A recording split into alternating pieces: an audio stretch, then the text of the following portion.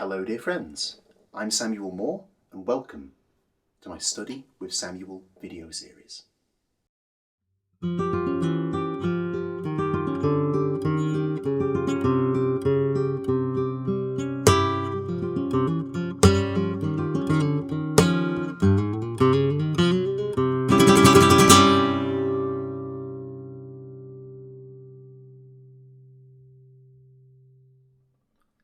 Many of the most striking and memorable passages you'll hear in Soleá por Bulería derive from something called the Escobilla.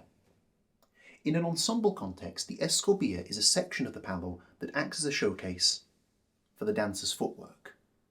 Most flamenco forms that have a dance element contain escobillas, and for each palo there are classic phrases played by the guitarist to accompany these sections. Even if your ambition is to perform flamenco solo, knowing what these sections are is very important. With this in mind, let's learn a classic Escobilla phrase for Soleá por Bulería. This.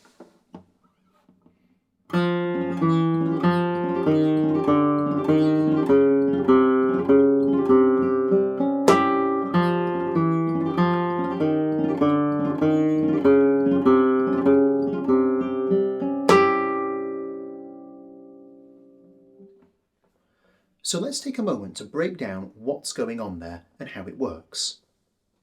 Let's start with the basics. From the point of view of the chords, what's basically happening here is you've got a B flat chord moving to an A chord. And the A chord is sometimes voiced with the B flat in the voicing. Now, what you're probably noticing straight away is the B flat chord isn't voiced like this. Basically, these two fingers are needed to play the bass notes. So for the most part, we're holding these notes as we play, and the fingers are doing all of the hard work. But it's important to understand that it's coming from that voicing. So that's what's going on from a harmonic point of view.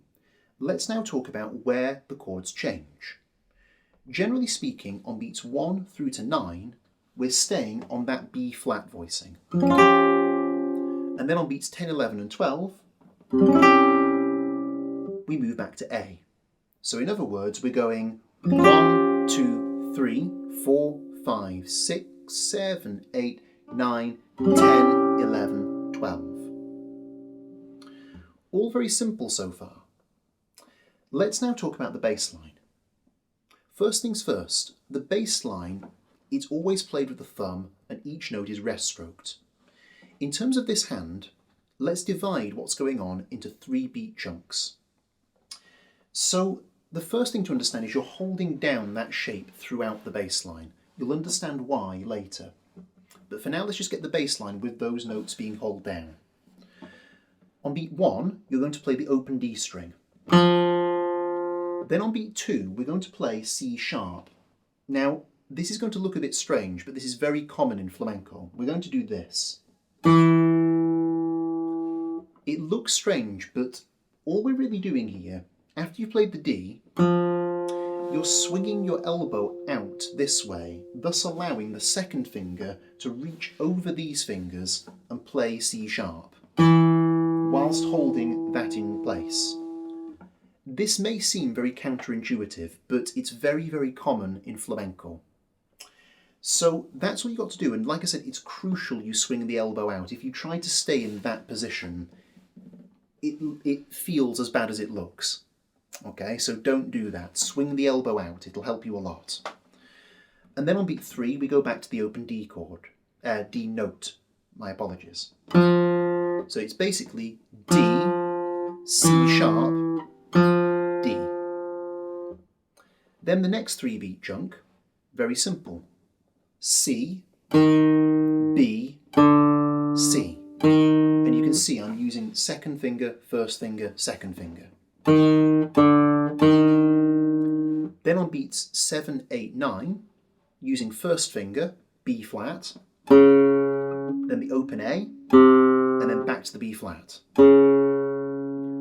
And 10, 11 and 12, it's the classic closing phrase for Soleá por Bulería. So we're just going to go 10, 11, 12. So in other words, rest stroke with the thumb, free stroke with the index, drag the thumb down, and play the last two notes together with a golpe, thus giving you 10, 11, 12. This is not principally a technique video, so I'm not going to talk you through all of the detail with that. I trust that you understand what I'm talking about though. 10, 11, 12. The simple rule is anything with the thumb is a rest stroke, anything with the index finger is a free stroke. Put all that together and you get the classic phrase for the Soleá por Bulerías Escobilla. 1, 2, 3, 4, 5, 6, 7, 8, 9, 10, 11, 12. So let's just loop around that a few times to get used to it. Here we go.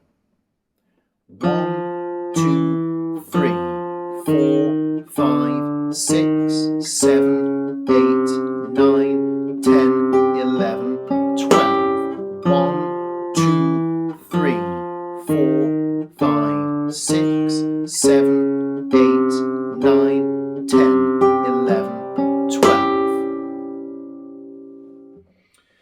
So the question now arises, how do we embellish that to make it sound a bit more interesting? Because at the minute it just sounds like a bass line cadencing onto a tonic chord. So what do? It's quite simple really. There are many different arpeggio ideas we can use with this hand to bring this to life. Let's start simply and build in complexity.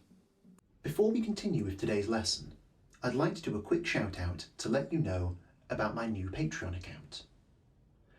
For those of you who've never come across Patreon before, Patreon is a unique crowdfunding platform that allows artists like myself to offer exclusive content in exchange for monthly pledges.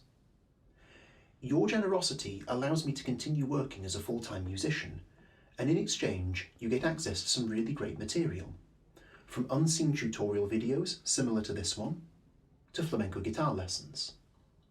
You even get access to my weekly gathering, the Midweek Guitar Meet. This weekly study group takes place on Wednesday evenings and is a great opportunity to connect with a global community of like-minded musicians who share your passion, at the same time as getting targeted feedback from myself on a regular basis.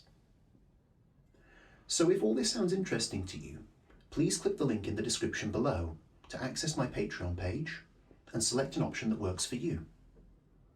I look forward to meeting you, connecting with you, and together continuing our musical journey.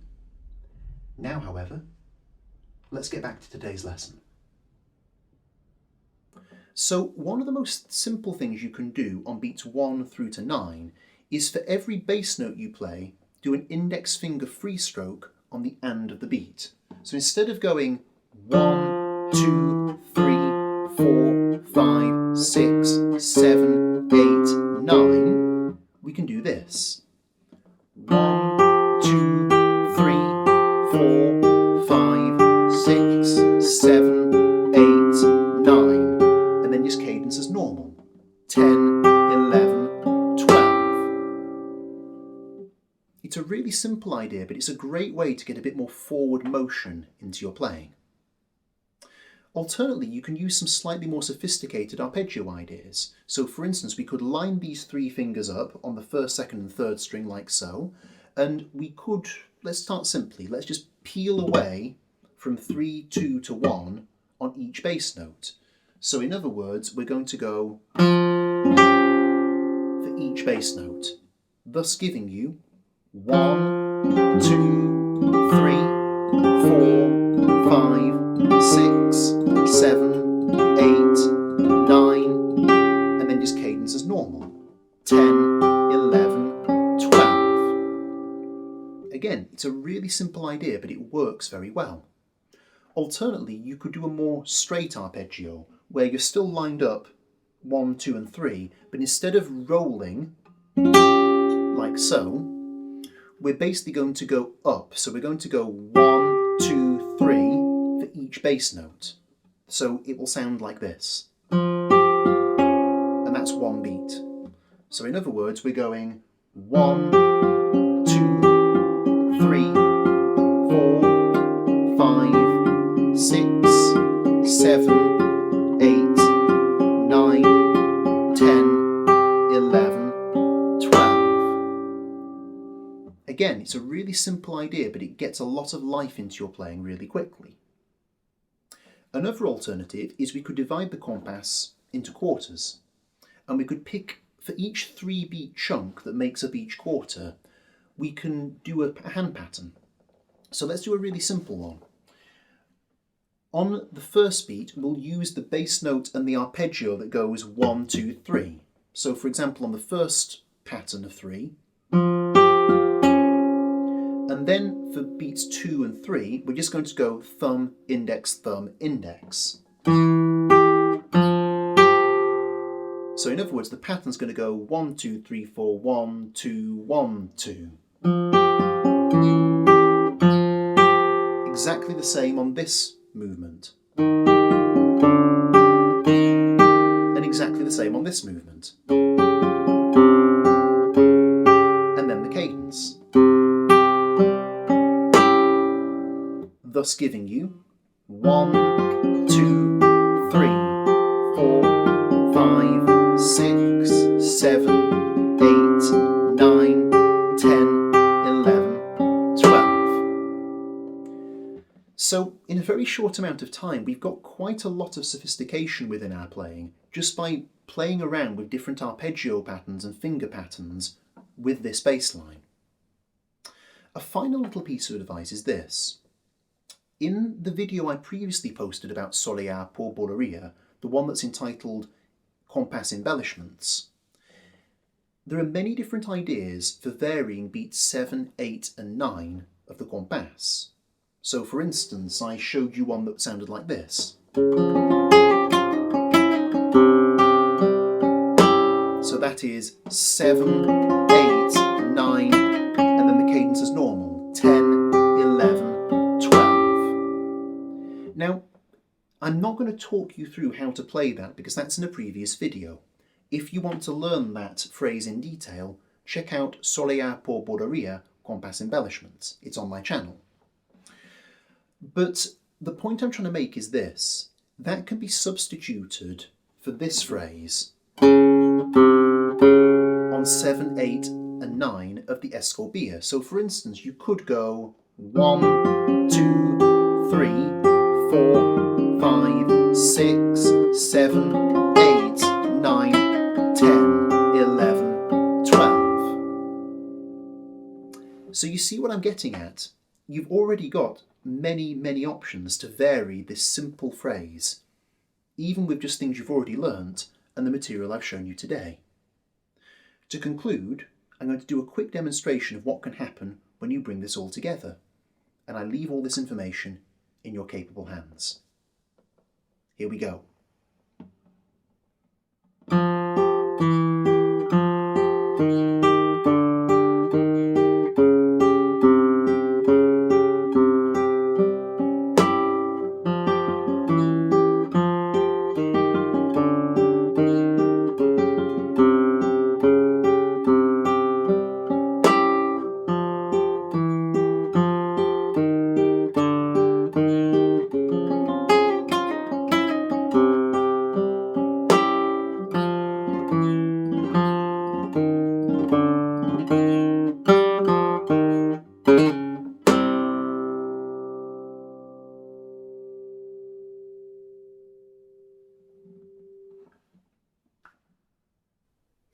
Well, my friends, I'm afraid that's all we have time for today.